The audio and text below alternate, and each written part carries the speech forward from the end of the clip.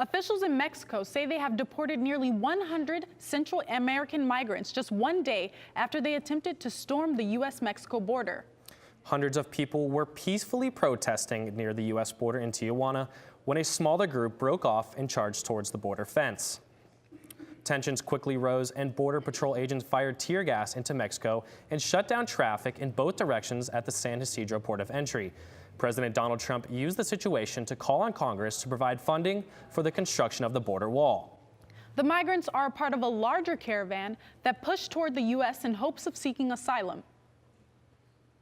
There is concern if a similar scene could develop at Arizona's southern border. Cronkite News reporter Abdel Jimenez spoke with local immigration attorneys and advocacy groups to get different perspectives on the complicated issue.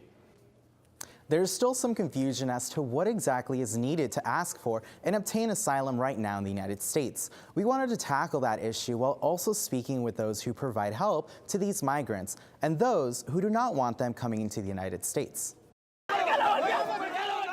These images show the moment part of the migrant caravan at the San Isidro-Tijuana border tried to rush the point of entry yesterday, a severe escalation of the situation that has immigration attorneys in the valley saying this is a flashpoint around the topic of asylum, especially when at the southern border. To get asylum in the United States is actually very, very difficult. You have to prove that you have a realistic probability of returning to your country and you're going to be exposed to a probable violence if you're there based on certain categories. So those are the first two things you got to prove, which is tough.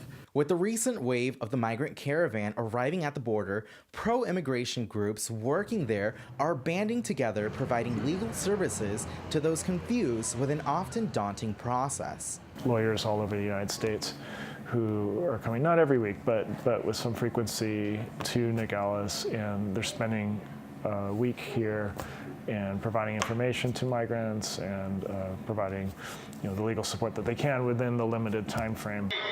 However, scenes like these are exactly the reason those who oppose increased immigration say tough immigration laws are necessary. So basically the problem with our asylum laws right now is that once you get into the country, which is you literally just have to say that you have a credible fear of persecution, once you get past that step, it's very easy to just disappear into the interior of the country. So when we talk about fixing our asylum laws, it's really about making sure to close those loopholes. But with thousands of desperate migrants already at the border and more expected to arrive, one Phoenix attorney says the situation probably won't get better until it gets worse. I think as long as you have a very prosperous nation next to countries that have suffered long decades of suppression, of pain, of poverty, you will always have immigrants trying to get to this more prosperous land. San Diego Customs and Border Patrol says 42 people, mostly men, have been arrested on suspicion of illegally trying to cross the U.S.-Mexico border.